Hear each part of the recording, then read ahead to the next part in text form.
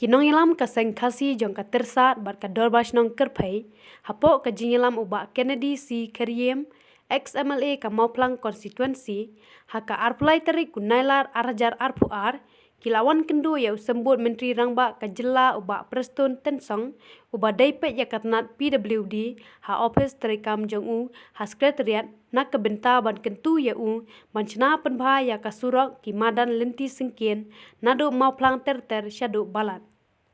Haba keren syakilat patai kubor, ubak Kennedy ula ongba, haden ke jingdon jong ke klam COVID arsnem, kimsyam la yo ban penlong ya kani ke lempung.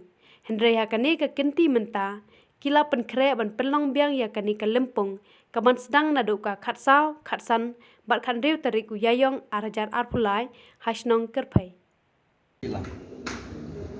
Jong kaseng kasi sendra, kabag ju pelong manusnya. Ya kabag lamut ban pelong hau araja arkuwe. Wat kene ke lempung kan lek sa circle tersat. Wat ka circle tersat kala jiet ya ke jaka ban long pok kerpe. Di hendai nak tahu jong ka corona. Di kemla ban pelong.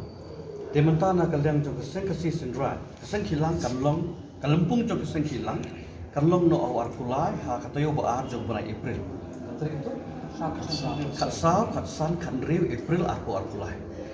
Dementa kani kadai delegation nak kalian jong ka sengkasi jong ka circle tersat rengkat ba kator barsinong kerpe niwan bani kendo ya sembut Menteri Rangba ibadai pek ya ka PWD nak bentaki infrastructure ka bedai bar kalenti kalaya kayen kamadan par kiwe-kiwe kenang ba kata lempung ka banlong kan long ka bajong.